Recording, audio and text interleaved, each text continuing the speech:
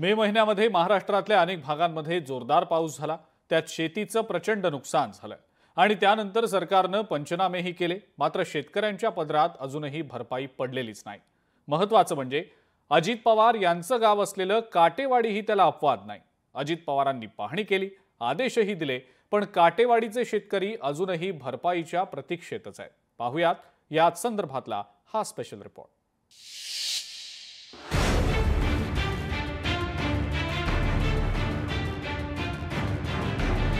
अजित पवारांचे आदेश, प्रशासन झोपेत। पंचनामे झाले पण भरपाईचा पत्ताच नाही। पवारांच्या गावातच प्रशासनाची उदासीनता। राजकारणातलं बडं घराणं अशी पवार कुटुंबाची ओळख आहे। त्यात अजित पवार महाराष्ट्राचे उपमुख्यमंत्री आहे आणि पवार कुटुंबाचं गाव म्हणजे बारामती जवळचं काटेवाडी। त्याच गावात पावसानं कसा हाहाकार उडवलाय पहा।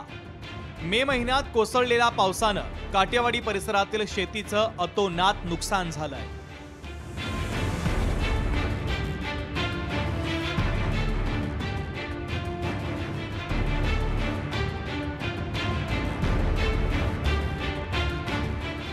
महत्त्वाचं म्हणजे या भागात झालेल्या नुकसानीची पाहणी खुद्द अजित पवारांनी केली।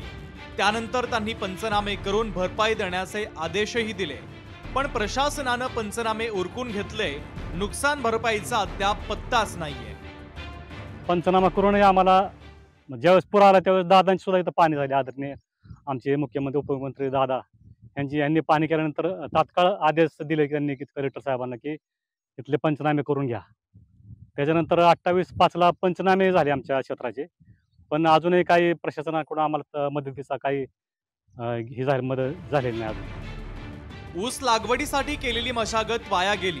आता दुबार मशागत करावी लागणार असल्यानं मोठ्या खर्चाला सामोरं जावं लागणार आहे। मात्र त्याआधी झालेल्या नुकसानीची भरपाई मिळाली तर शेतकऱ्यांना मोठा आधार मिळेल।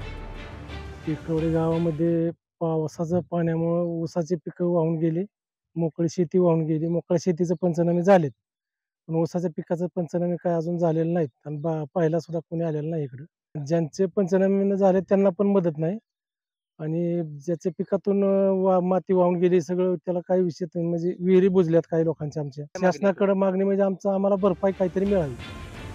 मे महिन्यात महाराष्ट्रातील अनेक भागांमध्ये मुसळधार पाऊस कोसळला। त्यात शेतीचं प्रचंड नुकसान झालं। शेतकऱ्यांनी पोटच्या लेकराप्रमाणे वाढवलेल्या पिकांचा अक्षरशः चिखल झाला।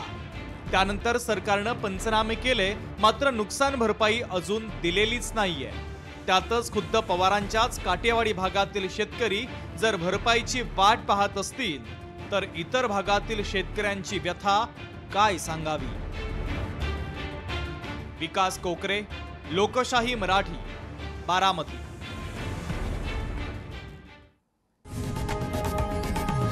लोकशाही मराठी ऐका, पहा, जागरूक रहा।